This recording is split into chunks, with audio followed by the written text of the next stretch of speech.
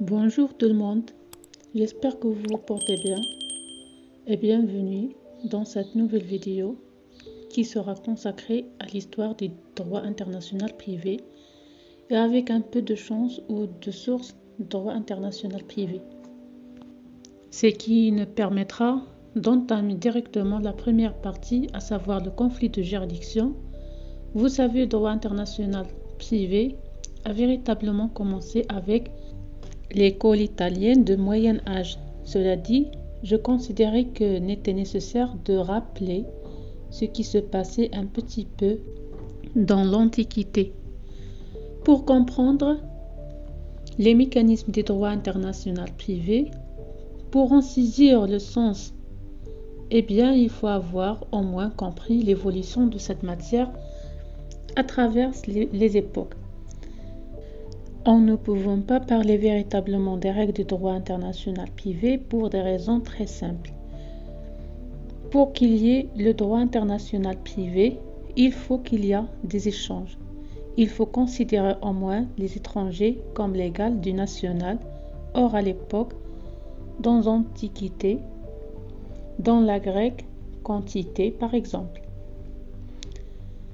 l'étranger n'était pas considéré comme un sujet de droit et donc il n'avait aucun droit, ne pouvait pas se marier, ne pouvait pas conclure des contrats. Il pouvait certes les conclure, mais la loi et la justice grecque par exemple ne reconnaissent aucune valeur à ces contrats-là et donc à l'époque ils avaient le recours à un certain nombre de techniques parmi lesquelles les traités mais s'intéressent davantage à la condition des étrangers et non à la règle du droit international privé, qu'il s'agisse de règlements de juridiction ou des règles de conflit de loi. Toujours est-il que des chercheurs de l'université d'Oxford qui avaient découvert des cimetières communs de crocodiles à l'époque considérés comme des animaux sacrés par l'Égyptien, et si ils sont pour ça momifiés, et parmi les techniques de momification, les Égyptiens de l'époque remplissaient ces animaux-là, les crocodiles, par le papyrus. Le papyrus, c'est une plante pousse sur les bords et qui servait de support pour l'écriture à l'époque. Et donc, au moment de la découverte de cimetières communs, on avait découvert dans le ventre des crocodiles momifiés de papyrus les écritures suivantes. Il s'agissait de traités conclus entre les Grecs et les Égyptiens qui prévoyaient ceci. Les contrats conclus entre les Grecs et les Égyptiens, tous les litiges nés de l'exécution de ces contrats seront portés devant le juge grec si la loi utilisée pour la conclusion du contrat est la langue grecque. Deuxième principe, les litiges nés de l'exécution du contrat conclu entre Grecs et Égyptiens seront portés devant les juges égyptiens si la langue utilisée pour la rédaction du contrat est la langue égyptienne. Qu'est-ce qu'on cela donnait? Que la langue est considérée comme le critère qui permettait de désigner à l'avance le tribunal compétent pour résoudre un litige né de l'exécution ou de l'inexécution d'un contrat conclu entre un Grec et un Égyptien. Et quand je vous dis le juge compétent pour juger ces litiges-là, les litiges portés devant le juge qui est systématiquement régi par le droit grec.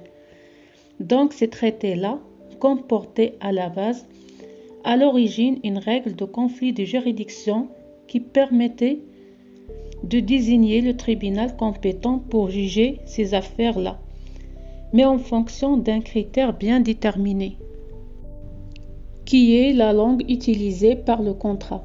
Donc, le contrat conclu entre un Grec et un Égyptien relevait de la compétence du juge grec lorsque ce contrat était conclu en langue grecque.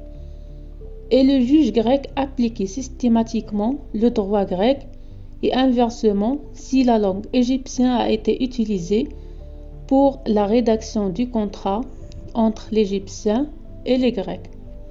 Ces contrats-là et plutôt les litiges nés de l'exécution ou de l'inexécution de ces contrats étaient portés devant les juges égyptiens lorsque la langue utilisée est la langue égyptienne. En revanche, les contrats conclus exclusivement entre Égyptiens devaient être portés exclusivement devant les juridictions égyptiennes. On appelle l'Eukrit, et les contrats conclus exclusivement entre Grecs devaient être portés devant les juges grecs appelés à l'époque les crimatistes. Il y a les premiers signes des règles du droit international privé. Mais toujours est-il qu'il y a été à cette époque-là inconcevable de voir un juge grec appliquer une loi autre que la loi grecque. Et de la même manière, il était inconcevable d'imaginer un juge égyptien appliquer au contrat une loi autre que la loi égyptienne. Donc il n'y avait pas vraiment de conflit de loi. Il y avait une détermination préalable sur la base du critère de la langue, la détermination de la juridiction compétente, et cette juridiction compétente appliquait systématiquement sa propre loi. Il a fallu attendre une école italienne de moyen âge pour assister à l'éclosion de premières règles du droit international privé. Il n'est pas envisageable d'entrer dans les détails, mais toujours est-il que les premières règles de conflit étaient apparues en Italie de moyen âge. Parce que l'Italie du moyen âge n'était pas considérée comme un État unitaire, au sens du droit international public moderne, c'est-à-dire un État, un territoire, une population. Non, à l'époque, il y a plusieurs républiques italiennes indépendantes, les unes les autres, et chacune de ces républiques avait ses propres statuts. Donc, le statut applicable à Milan n'était pas le même statut applicable à Naples. Donc, quand la question était posée devant les grands juristes de l'époque, des professeurs de l'université Bald et Bartol, et ils étaient les premiers à avoir envisagé les règles de conflit au sens véritable au terme, c'est-à-dire envisager la possibilité pour un juge d'appliquer une loi autre que sa loi nationale au fur et à mesure. Cet état de choses a évolué et la pauvre de l'école française a été considérable à l'époque, notamment à travers la découverte ces choses dures du problème de la qualification. Et donc la pauvre de l'école française qui veut ressortir de nom, à savoir du Moulin et d'Argenté, les deux grands de l'époque, la pauvre de l'école française, c'était surtout la découverte du problème de la qualification. Cette école française a été considérablement influencée une autre grande école de l'époque, c'est l'école hollandaise, dont la pauvre consistait à l'époque à fournir un fondement théorique à l'application par le juge hollandais d'une loi autre que la loi hollandaise. Les Hollandais, qui sont des gens extrêmement pragmatiques pour des raisons religieuses, pour des raisons historiques, et s'étaient rendus compte que leurs nationaux, leurs ressortissants, se retrouvaient partout. Vous verrez que ces voyageurs, les Hollandais, vous les retrouvez partout. Et donc, le souverain hollandais de l'époque voulait maintenir ses nationaux sous l'empire de la loi hollandaise. En gros, un Hollandais qui part faire du commerce en Amérique du Sud, eh bien pour les Hollandais, il devait continuer à être régi par la loi hollandaise. Comment faire? Comment exiger des autres? Ou comment demander aux autres d'appliquer la loi hollandaise à des nationaux hollandais à l'étranger? Ils ont réfléchi, ils ont inventé la théorie de la courtoisie internationale qui s'appelle à l'époque comitas. C'est-à-dire que pour espérer voir les Hollandais vivant à l'étranger régis par la loi hollandaise, eh bien, nous, chez nous, on va soumettre les étrangers chez nous à la loi nationale. Donc, les autres, par courtoisie, en quelque sorte par réciprocité, soumettront dans l'espoir devant les autres, les Hollandais chez eux, à la loi hollandaise. Et cette théorie de courtoisie internationale a évolué avec le temps pour devenir droit acquis notamment chez les Anglais. Après l'école hollandaise, le droit international privé a fait un bond, c'est l'école du XVIIIe siècle qui fait ressortir deux noms, un allemand et un italien. L'allemand s'appelle Savigny et l'italien s'appelle Machini. Leur influence a été immense sur l'évolution des règles de droit international privé. Savigny a été le premier, si vous voulez, qui n'était pas parti de la loi pour déterminer le champ d'application des règles. Mais il est parti de la nature des rapports de droit litigieux pour déterminer la loi applicable à ces rapports de droit litigieux. Donc, contrairement aux Italiens qui, par exemple, disaient que le statut personnel s'applique à tous les gens vivant dans la province et suit ces gens déplacent concrètement. Par exemple, un Napolitain, pour les Italiens de l'époque, un Napolitain en ce qui consacre le statut personnel, mariage, divorce, filiation, et bien même s'il se retrouve à Milan, eh bien à Milan ne sera régi non par la loi milanaise du lieu de son domicile, mais par la loi napolitaine. Là où il a toujours eu à son domicile, là où il a évolué, où il a grandi une loi d'origine. Donc la loi personnelle suit la personne même s'il se trouve à l'étranger. En revanche, la loi réelle, c'est-à-dire la loi qui s'applique aux meubles et aux immeubles, celle s'applique dans tout le territoire de la province. Par exemple, la loi napolitaine s'applique à tous les biens, qu'ils soient meubles ou immeubles, situés à Naples, quelle que soit l'origine de la personne. Mais les lois relatives au statut personnel, elles ne s'appliquent pas aux étrangers. Raisonnable, non, ils s'appliquent exclusivement aux Napolitains. Mais dans ce cas, cette loi, il va suivre les Napolitains, même s'ils se retrouvent dans une autre province.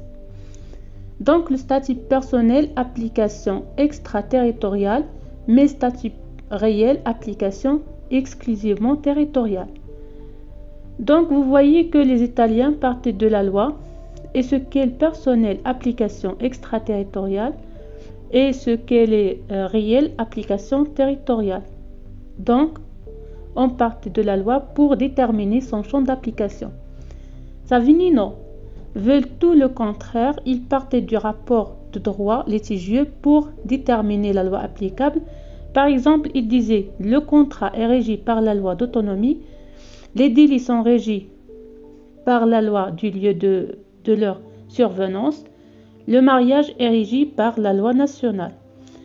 Vous voyez ces règles comme elles sont formulées. Les Italiens disaient que la loi napolitaine ou la loi milanaise, le statut milanais ou le statut napolitain s'appliquera en matière de statut personnel à tous les Napolitains. Donc, on parle de la loi pour déterminer ensuite son champ d'application. Savigny lui faisait le contraire. Il partait du rapport des droits litigieux pour ensuite déterminer la loi applicable. Et c'était là la véritable révolution en matière du droit international privé. Car c'est une découverte à l'époque, une règle de conflit qui est composée de deux catégories avec un élément de rattachement.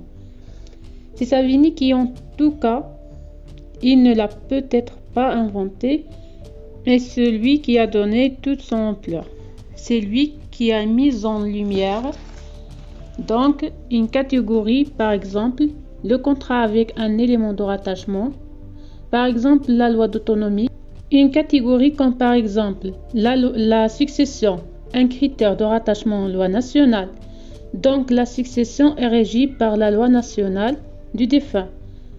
Savigny, on peut dire que quelque sorte un véritable revirement, une véritable révolution en matière de règles de conflit. Dernier auteur de cette époque-là qui a énormément contribué à l'occlusion du droit international privé, c'est Mancini, italien, qui a un nom politique, qui a un nom d'État italien, qui a aspiré à l'unité italienne afin de mettre fin à ces républiques indépendantes les unes les autres, parce qu'à l'époque on insiste sur le premier vague migratoire des Italiens vers les États-Unis. Et Mancini, qui est un homme d'État, rêvait de maintenir les Italiens sous l'empire de la loi italienne. Et donc, il était derrière, en quelque sorte, cette théorie des climats que les uns accordent à Montesquieu, parce que Montesquieu écrit quelques siècles après Ben Khaldoun.